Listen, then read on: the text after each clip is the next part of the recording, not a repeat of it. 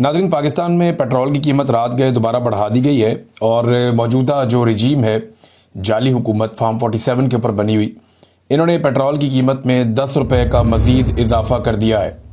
जब इनकी हुकूमत आई थी तो इमरान खान साहब के दौरे हुकूमत में पेट्रोल की कीमत 150 रुपये से कम थी और उसको बढ़ाते बढ़ाते अब ये 350 रुपये तक ले आए और इससे भी ज़्यादा ये कीमत बढ़ाने का इरादा रखते हैं। आलमी मंडी में कीमतें कम होने के बावजूद पाकिस्तानियों को किसी किस्म का कोई रिलीफ नहीं दिया गया। उसकी वजह मैं आपको आगे चलकर बता देता हूँ। जो शख्स नौसरबाजी करता था और इक़्तिदार मिलने से पहले इमरान खान साहब के दौरे हुकूमत में वो ये दावा करता था कि उस वक्त, मैं आपको ये भी याद दिला दूँ कि $120 फ़ी बैरल वाला पेट्रोल था और ये कहता था कि उसको मैं 70 रुपये में बेच कर भी मुनाफा कमा सकता हूँ। ये नौसरबाजी की गई थी शहबाज शरीफ की जानिब से।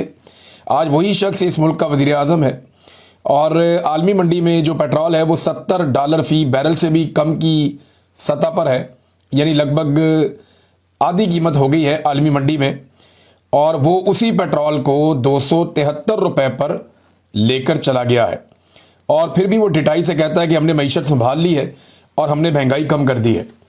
यानी ये कैसी साइंस है जो किसी को समझ नहीं आ रही।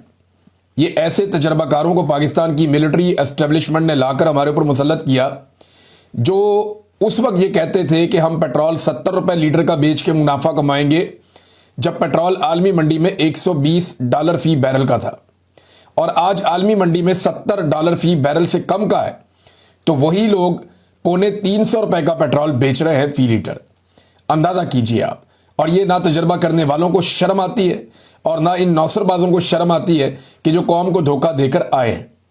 और एक इंटरेस्टिंग बात यह है कि अब इन्हें इस बात का पक्का इल्म हो गया है। इन्हें मालूम है कि ये हमेशा इसी तरह इक़्तिदार में आएंगे। इन्हें पता चल गया है कि इन्हें पब्लिक पे इन्हिसार नहीं करना, बल्कि इन्हें अपने जूते पॉलिश करने की सलाहियत पे इन्हिसार करना है। और मौजूदा एस्टेब्लिशमेंट के होते हुए इन्हें कभी भी अवाम के वोटों की ज़रूरत नहीं पड़ेगी, क्योंकि इस वक्त जो एस्टेब्लिशमेंट के करता धरता है वो यही चाहते हैं और ऐसे ही हुक्मरानों को चाहते हैं जो अवाम को पीस कर रख दें, अवाम को तबाह बर्बाद कर दें और एक मायूसी पूरे मुल्क में फैल जाए। क्योंकि मायूसी को फैलाकर एक डिवाइड पाकिस्तान के अंदर पैदा करके पाकिस्तान की मिलिट्री एस्टेब्लिशमेंट पिछले 70 साल से ज़ायद हो गए हैं, वो इस मुल्क के ऊपर पीछे रहकर कभी सामने आकर इक़्तिदार पे काबिज रही है और वो आगे भी काबिज रहना चाहते हैं। अब ये पेट्रोल इतना महंगा करने की वजह क्या है? ये सबसे आसान तरीका है ना लोगों की जेब काटने का। टैक्स तो ये ले नहीं पा रहे भाई, जिस मुल्क में कारोबार होगा वहीं पे टैक्स लेंगे ना। तो कारोबारी जिंदगी तो पाकिस्तान में बंद है। लोग सरमाया लेकर पाकिस्तान से बाहर जा रहे हैं, बजाय इसके कि बाहर से सरमाया पाकिस्तान में आता। ये तो सिर्फ कर्जा लेके मुल्क चला रहे हैं। हालात आप ये देखें कि FBR ने जो नजरसानी शुदा टैक्स वसूली का हदफ था वो भी पूरा नहीं किया। इमरान खान साहब के दौर के अंदर इमरान खान साहब मुबारकबादें दे रहे थे FBR को, वो ट्वीट्स मौजूद हैं, आप आज भी देख सकते हैं। इमरान खान साहब FBR को कह रहे थे कि आपने अपने अहदाफ से ज़्यादा पैसा इकट्ठा कर लिया है। उस वक्त पाकिस्तान में ये चल रहा था। और आज क्या चल रहा है? पहला टारगेट इन्होंने सेट किया 12,977 अरब रुपए का, वो पूरा नहीं कर पाए इस साल। फिर दूसरा टारगेट सेट किया कि जनाब कम कर लेते हैं 12,332 अरब रुपए का, वो भी ये पूरा नहीं कर पाए, तो कहा चलें और कम कर लेते हैं। तीसरा टारगेट सेट किया 11,900 अरब रुपए का और वो टारगेट भी हासिल नहीं कर पाए और उस टारगेट में भी अभी तक 178 अरब का शॉर्टफॉल है। ये है इनकी टोटल कारकर्दगी और सलाहियत। बेड़ा गर्क किया इन्होंने पाकिस्तान की मईशत का, पाकिस्तान के कारोबार का, एक आम आदमी की जिंदगी को इन्होंने तबाह बर्बाद कर दिया और ये दावे करते हैं कि इन्होंने महंगाई भी कम कर दी और हालात भी बेहतर कर दिए। और तवज्जो इनकी किन चीज़ों पे है? खुद पसंदी। तवज्जो किन चीज़ों पे है? अपनी तारीफ, अपने मुंह मियाँ मिट्ठू। ये ज़हनी मरीज लोग हैं। किसी भी नॉर्मल आदमी को आप कहें ना कि पब्लिक के पैसे से कोई चीज़ बन रही है तो क्या आपके नाम पे बना दें, तो नॉर्मल आदमी कहेगा नहीं नहीं यार बुरा लगता है। जो नॉर्मल आदमी होगा ना, नॉर्मल इंसान होगा, जो पागल नहीं होगा, जो कोई ज़हनी मरीज नहीं होगा, जो एहसास कमतरी का शिकार नहीं होगा, जो एक अजीबोगरीब नरगसियत का शिकार नहीं होगा, एक नॉर्मल इंसान, वो यही कहेगा यार पब्लिक का पैसा लग रहा है, मेरे नाम पे ना बनाओ, बुरा लगता है। लेकिन ये ऐसा घटिया और नौसरबाज खानदान है, जो चीज बनाते हैं अपने नाम पे रखते हैं। ये तो औरतों के अस्पताल जो है जच्चा और बच्चा के, उनके नाम अपने बंदों के नामों के ऊपर रख लेते हैं। अंदाजा करें आप, वो किया था ना ख्वाजा आसिफ ने अपने वालिद के नाम के ऊपर जच्चा बच्चा अस्पताल का नाम रख दिया था। ये तो इनका लेवल है।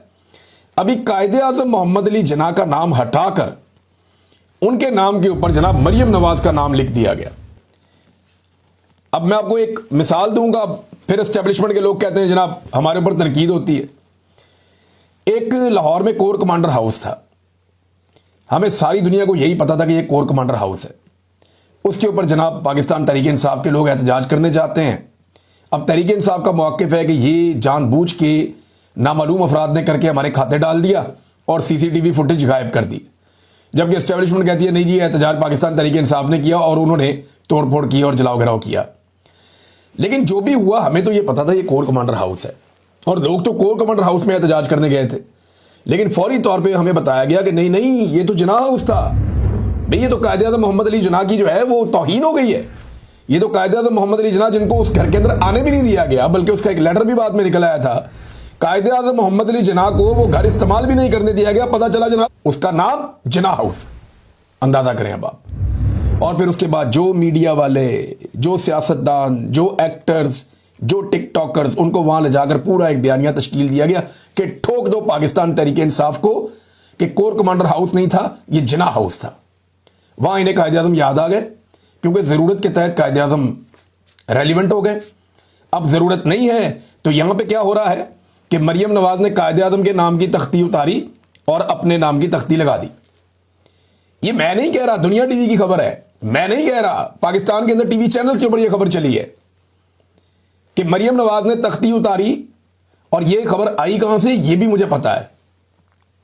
किस शख्स ने प्रिंसिपल को फोन किया और उससे पूछा और उसने कंफर्मेशन दी कि वाकई यह काम हो चुका है, यह भी मुझे पता है। और कौन से सहाफी साथ बैठकर सुन रहे थे यह भी मुझे पता है। अगर कोई चैलेंज करेगा तो ये चीजें सामने आ जाएंगी।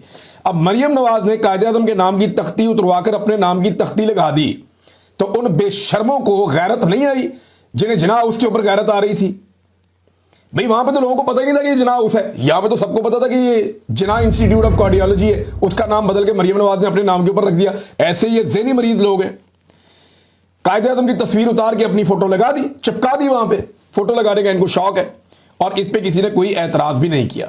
पाकिस्तानियों के साथ ये जो अछूतों वाला रवैया है ना, ये पाकिस्तान की एस्टेब्लिशमेंट इस बात को याद रखे कि एक दिन उन्हें यह रवैया बहुत महंगा पड़ने वाला है और वो दिन ज्यादा दूर नहीं है। ये जो अछूतों वाला रवैया आप पाकिस्तानियों के साथ रख रहे हैं ना, जो अछूतों वाला रवैया आपने कायदे आज़म के साथ रखा, जो अछूतों वाला रवैया आपने कायदे आज़म की बहन फातिमा जिन्ना के साथ रखा, जो अछूतों वाला रवैया आपने जुल्फिकार दी भुट्टो और बेनज़ीर भुट्टो के साथ रखा, जो अछूतों वाला रवैया आपने इमरान खान और आम पाकिस्तानियों के खिलाफ रखा, ये अछूतों वाला रवैया आपको बहुत महंगा पड़ने वाला है। और यही अभी तक हो रहा है। कायदे आज़म का नाम हटा के अपना नाम लगा दिया। इनका बस चले तो ये जो करेंसी नोट है ना, उसके ऊपर भी अपनी फोटो चिपका दें, क्योंकि इन्हें लगता है कि सबसे ज्यादा नोट इनके पास है, तो फिर करेंसी नोट के ऊपर फोटो भी इनकी होनी चाहिए। नाज़रीन, आज कुछ बड़े बड़े नामों का बड़ा इम्तिहान है और ये बड़ी ज़बरदस्त खबर है, मैं आपके सामने रखूंगा। और आज के दिन में बड़े नामों का बड़ा इम्तिहान है। ये 16 लोग हैं जो आज के दिन में बैठेंगे। जुडिशल कमीशन का इजलास होने जा रहा है और इसमें वो फैसला करेंगे कि जस्टिस सरफराज डोगर, जो एस्टेब्लिशमेंट की तरफ से एक प्लेयर के तौर पे लाहौर हाई कोर्ट से उठाकर उन्हें लाया गया इस्लामाबाद हाई कोर्ट में, उन्हें चीफ जस्टिस बनाया जाएगा इस्लामाबाद हाई कोर्ट का, या बनाया जाएगा मोहसिन अख्तर कियानी और जस्टिस मियां गुल हसन औरंगजेब में से किसी एक को। अब जनाब इसमें 3 लोगों के नाम ज़ेरे गौर आ गए हैं और जस्टिस सरफराज डोगर को हुकूमत की पूरी सपोर्ट है। हुकूमत चाह रही है कि अपनी मर्जी का जज लगाया जाए, एस्टेब्लिशमेंट भी यही चाह रही है कि अपनी मर्जी का बंदा लगवाएं इस्लामाबाद हाई कोर्ट में, वरना मसला बन जाएगा। क्योंकि इस्लामाबाद में इंसाफ शुरू हो गया तो फिर लेने के देने पड़ जाएंगे एस्टेब्लिशमेंट को भी और हुकूमत को भी। अब इसके अंदर कौन किधर जाएगा, इसके बारे में मैं आपको कुछ चीज़ें बता देता हूँ। इसमें साकिब बशीर साहब हैं, दीगर बहुत सारे जर्नलिस्ट हैं, उनकी अपनी एक राय है। वो ये कहते हैं कि Yahya Afridi, justice Mansoor Ali Shah, justice Munib Akhtar, justice Jamal Khan Mandokhel, Ali Zafar और बैरिस्टर गौर, ये वोट जो हैं 6, ये एक तरफ चले जाएंगे। ये सरफराज डोगर को सपोर्ट नहीं करेंगे, ये 26वीं आईनी तरमीम के नतीजे को तस्लीम नहीं करेंगे। और इसके अलावा जो दूसरी तरफ के वोट हो सकते हैं मुमकिन तौर पे जस्टिस अमीनुद्दीन खान, वजीर कानून आजम नज़ीर तारड़, अटॉर्नी जनरल मलिक मंसूर एवान और सेनेटर फारूक एच नाइक का नाम यहाँ पे उन्होंने लिखा, लेकिन फारूक एच नाइक का आज इम्तिहान है। आगे चलें। मुस्लिम लीग नून के शेख आफ्ताब, खातून रुकन रोशन खुर्शीद और राणा तनवीर हुसैन और एहसन भून। यानी 7 एक बंदे वहां पे हैं तो 7 एक बंदे वहां पे। इम्तिहान 2 बंदों का है। एक फारूक एच नाइक का इम्तिहान है जो एक दफ़ा रो पड़े थे खड़े होकर floor of the house military courts वाले मामले में।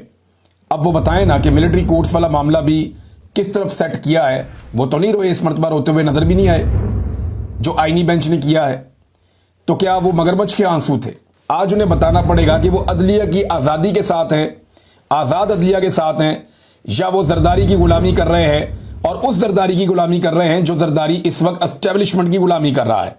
एक तो इम्तिहान हो गया जनाब फारूक एच नाइक का, और दूसरा आज का जो बड़ा इम्तिहान है वो शौकत अजीज सदीकी का है, जिन्होंने अपना बड़ा जनाब नाम बनाया कि मैं बड़ा इनकलाबी आदमी हूं, मैं इंसाफ पसंद आदमी हूं, मैं वकला और इंसाफ के साथ खड़ा हूंगा।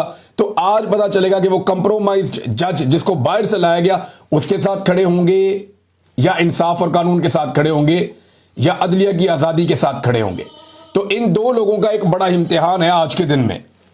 नादरीन, जो नेक्स्ट खबर है वो ख्वाजा आसिफ साहब के हवाले से उन्होंने एक इंटरव्यू दी है और अब्राहम अकॉर्ड के बारे में एक बात की है। ये अब्राहम अकॉर्ड मैंने आपको थोड़े दिन पहले बताया भी था कि अब्राहम अकॉर्ड जो है ये 2020 में मुआहदा करवाया था डोनाल्ड ट्रंप ने, और इसके तहत कुछ ममालिक ने इसराइल को तस्लीम किया था और इसका दबाव अब पाकिस्तान पे भी आ सकता है। पिछले वीलॉग में मैंने आपको बताया कि एस्टेब्लिशमेंट ने लिस्टें तैयार की हैं, जिन लिस्टों के साथ वो अब एक एक करके बंदे से रब्ता कर रहे हैं, एक एक करके बंदों को चेक किया जा रहा है और कोशिश की जा रही है कि ऐसी रायसाजी की जाए पाकिस्तान में कि जिस वक्त कोई कदम उठाए पाकिस्तान उस वक्त तक माहौल साजगार हो चुका हो और कोई बड़ी आवाज़ जो है वो खिलाफ ना बोले। अब नादरीन, इसमें नदीम मलिक साहब के इंटरव्यू में ख्वाजा आसिफ से उन्होंने बात कर रहे थे दोनों। उन्होंने कहा इब्राहिम अकॉर्ड से मुतालिक दबाव आया तो अपने मफादात देखेंगे, क्लैरिटी नहीं है सोच में।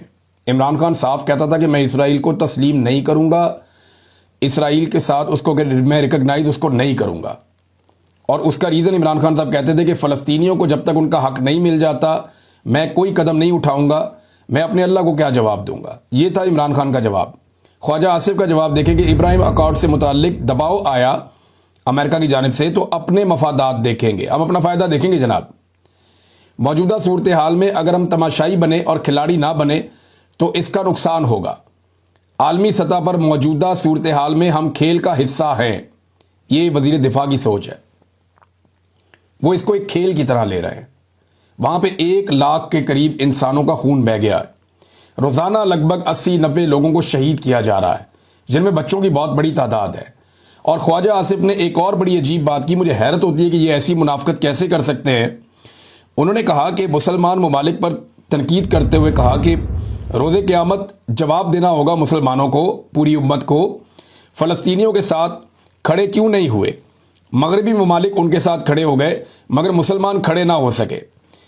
अब ख्वाजा आसिफ साहब कैसे कर लेते हैं इतनी मुनाफकत, मुझे समझ नहीं आती। आप वज़ीर दिफा हैं पाकिस्तान के, आपके अंडर में जो मिलिट्री एस्टेब्लिशमेंट है वो पाकिस्तान में फ़लस्तीनियों के हक़ में एहतजाज करने नहीं देती, वो पाकिस्तान में इसराइल के ख़िलाफ़ एहतजाज करने नहीं देती। यानी जो आदमी एक बेवा औरत की सीट छीन कर आकर असेंबली में बैठे और वज़ीर बन जाए, उससे आप क्या तवक्को कर सकते हैं इंसाफ की और सही बात की।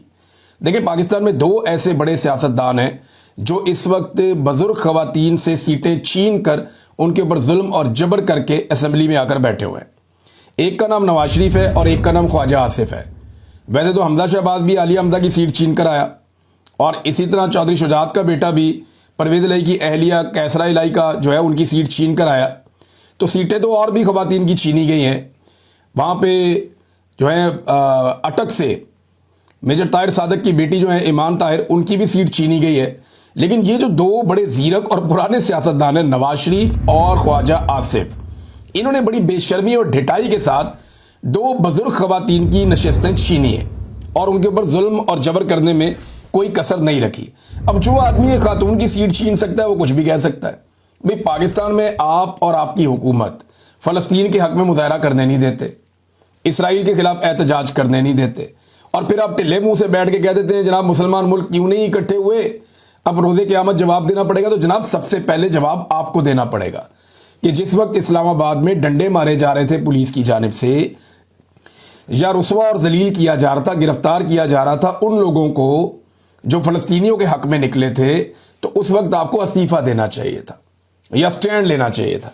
लेकिन ये ख्वाजा आसिफ साहब ने मुनाफकत की है, और एक दफ़ा नहीं की, ये बार बार करते हैं। यहाँ लोगों को एहतजाज करने भी नहीं देते और उसके बाद तनकीद भी करते हैं, यानी खुद गुनाह करते हैं और बाद में चोरी और सीना जोरी वाली मिसाल जो है ना, वो यहाँ सादिक आती है। नाज़रीन, अमीर मुकाम का होटल गिराना गंडापुर साहब के लिए एक बहुत बड़ा चैलेंज बन गया है। वजह यह है कि अमीर मुकाम साहब की इंतज़ामिया ने, जो पुलिस और इंतज़ामिया के लोग वहाँ पे गए थे, वो जो होटल की इंतज़ामिया थी, उन्होंने मज़ामत की और उन्होंने होटल नहीं गिराने दिया। अब वो कल को स्टे लेकर आ जाएंगे किसी न किसी अदालत से, और ये मौका उन्हें गंडापुर साहब ने खुद फराहम किया है, क्योंकि ऑर्डर बड़े ऊपर से आए थे कि अमीर मुकाम का होटल नहीं गिराना। अब होटल अगर अली अमीन नहीं गिराता तो अली अमीन गंडापुर की बेइज्जती होती है और इमरान खान साहब के मौक़िफ़ की नफ़ी होती है, जहां इमरान खान साहब ये कहते हैं कि ताकतवर को मैंने कानून के नीचे लेकर आना है। अब गंडापुर साहब की हुकूमत ने गरीबों के, कमज़ोर लोगों के होटल तो गिरा दिए, हालांकि उन सबके पास भी NOCs थे, लेकिन वो लगातार सुस्ती के साथ मौका फराहम कर रहे हैं अमीर मुकाम साहब को कि वो जाएं और जाकर किसी भी अदालत से एक स्टे ऑर्डर ले आएं और उसकी बुनियाद के ऊपर इंतजामिया को कहें कि जनाब मेरा ये NOC है और ये स्टे ऑर्डर है, आप मेरा होटल नहीं गिरा सकते। तो इन्होंने मिल मिलाप करके ना बाहर वाली एक दीवार फिलहाल अभी गिराई है, लेकिन गंडापुर की ये बहुत बड़ी एक बेइज्जती हो रही है वहां पे, और बहुत बड़ी नाकामी हो रही है कि गंडापुर सरकार गरीबों के जो तजावजात हैं या उनके होटल हैं NOC होने के बावजूद, उन्हें गिराकर जब पहुंची अमीर मुकाम के होटल पे तो वहां इनकी ब्रेकें लग गई और उससे आगे इनके पर जलने लग गए। तो ये कैसे इंसाफ दिलाएंगे? ये तो इंसाफ नहीं दिला पाएंगे। जो एक बिल्डिंग को नहीं हटा सकते दरिया के रस्ते से, वो सूबा चलाएंगे? सवाल ही पैदा नहीं होता। ये अब अदालत को मौका देंगे या होटल इंतजामिया को मौका देंगे कि जाएं जाके अदालत से आप एक स्टे ले आएं ताकि हम आपका होटल ना गिरा सकें। और अब अगर इज्जत बचानी है ना, तो उसका एक ही तरीका है, और वो तरीका ये है कि गंडापुर साहब को जो भी करके किसी के पांव पकड़ने पड़े, मिन्नत करनी पड़े, कुछ भी करना पड़े, कहीं और फायदा देना पड़े, अमीर मुकाम का ये होटल गिराना होगा, क्योंकि पीछे लोगों को इन्होंने बहुत नुकसान किया है। नाज़रीन, एक और अफसोसनाक खबर है, और ये खबर हमारे पास पहुंची समीदीन बलोच साहिबा की तरफ से। वो ये बताती हैं कि ज़ीशान ज़हीर नामी नौजवान है बलूचिस्तान के। इनकी बहुत सारी वीडियो भी सोशल मीडिया पे गर्दिश कर रही हैं। बड़ा जीता जागता नौजवान था और ये एहतजाज भी करता रहा। ये ज़हीर बलोच जो है उसको 10 सालों से जबरी गुमशुदगी का वो शिकार है, और ये ज़ीशान ज़हीर जो है उसका नाहक कत्ल कर दिया गया है। उसे जो है वो मावराए अदालत कत्ल कर दिया गया है, और ये एक बड़ी अफसोसनाक और अलमनाक सूरत हाल है। अब इसमें वो ये लिखती हैं कि जबरी गुमशुदगियाँ और मावराए अदालत कत्ल बलूचिस्तान में मामूल बन चुके हैं। इन संगीन जराइम पर ना कोई रियासती इदारा हरकत में आता है, ना कोई कानून हरकत में आता है, और ना ही एहतसाब का कोई अमल है। असल अलमिया यह है कि इस सूरत हाल पर बेहिसी तारी है, जो कि एक कौम के लिए इंतहाई ख़तरनाक अलामत है। इसके साथ वो ये बताती हैं कि पंजगूर जोन के रुकन शहीद ज़ीशान ज़हीर के मावराए अदालत कत्ल के खिलाफ बलूचिस्तान भर में एहतजाजी मुजाहरे और उनकी याद में तकरीबात का इनेकाद किया जाएगा। ये ऐलान किया है बलोच यकजहती कमेटी ने। नाज़रीन, एक आखिरी खबर भी देख लें आप, और ये खबर जो 20 बच्चों की हलाकत हुई है पंजाब के अस्पताल में पाकपतन में, उस हवाले से है। यहाँ पे हमारे पास 2 अलग अलग खबरें हैं। एक तो जो इंक्वायरी की गई है उसमें क्लीन चिट वो देनी थी, क्योंकि मरियम नवाज अपने खाते तो नहीं डाल सकती इस जुर्म को, और इंक्वायरी के मुताबिक डॉक्टर्स और नर्सेज को क्लीन चिट दे दी गई। वो कह रहे हैं जी बच्चे नौमौलूद थे और क्रिटिकल कंडीशन में लाए गए थे, और ऑक्सीजन सिलेंडर की कमी साबित नहीं हुई, और जनाब खसरा से किसी बच्चे की मौत नहीं हुई। 16 जून को 4, 17 जून को 3, 18 जून को 3, 19 जून को 5, 20 जून को 2, 21 जून को 1, जबकि 22 जून को 2 बच्चे जाँ बाक हुए। और अस्पताल इंतजामिया पर इल्ज़ाम है कि अस्पताल इंतजामिया ने ही, जिन पे इल्ज़ाम है उन्होंने इब्तदाई इंक्वायरी कर ली है। लेकिन आप इंटरेस्टिंग बात देखें कि ये चंद दिन पहले का एक लेटर हमारे सामने आया। ये अस्पताल के अमले की जानिब से MS को एक लेटर लिखा गया था। ये लेटर अब गर्दिश कर रहा है सोशल मीडिया पे। इसके नीचे आप ये मोरे शोरे भी देख लें, आपको नज़र आ जाएगा। इस लेटर में ये पोस्ट किया है मोहम्मद उमैर साहब ने। अच्छा जी, अब ये लेटर के अंदर लिखा है 4 जून के बाद ऑक्सीजन की डिमांड पर एक दस्तखत नहीं हुए, और दस्तखत ना होने से ऑक्सीजन की सप्लाई का अमल मुतासिर होने का खदशा है। अब ये आप अंदाज़ा करें कि वो पहले बता रहे हैं कि ऑक्सीजन की जो डिमांड है उसके ऊपर दस्तखत नहीं हो रहे। दस्तखत ना होने की वजह से ऑक्सीजन की जो डिमांड है वो पूरी नहीं होगी और सप्लाई रुक जाएगी, ये उन्होंने कहा। और यही बात जो वर्षा हैं बच्चों के, वो ये कहते हैं कि ऑक्सीजन अवेलेबल नहीं थी और अस्पताल इंतजामिया की गफलत की वजह से बच्चे फौत हुए हैं। अब इसके ऊपर जो है वो जुडिशियल इंक्वायरी करवानी चाहिए या कोई ऐसी इंडिपेंडेंट इंक्वायरी जिस पे लोग भरोसा करें। ये इंसानों के बच्चे हैं जिनका कत्लेआम हुआ है। अपने बच्चों को तो ये परों के अंदर रखते हैं, अपने बच्चों को तो 7 पर्दों में छुपा कर रखते हैं। नवाज शरीफ ने एहतजाज का ऐलान किया तो मरियम नवाज को कहा कि अपने बच्चे लेकर बाई एयर चली जाओ, और मरियम नवाज ने लिख दिया बाप का हुक्म। तो अपने बच्चों को तो ये छुपा छुपा के रखते हैं और लोगों के बच्चों के लिए ये जाली इंक्वायरियां भी करवा देते हैं। अंदाजा करें आप। अब तक के लिए इतना ही। अपना ख्याल रखिएगा, अपने इस चैनल का भी। अल्लाह हाफिज़।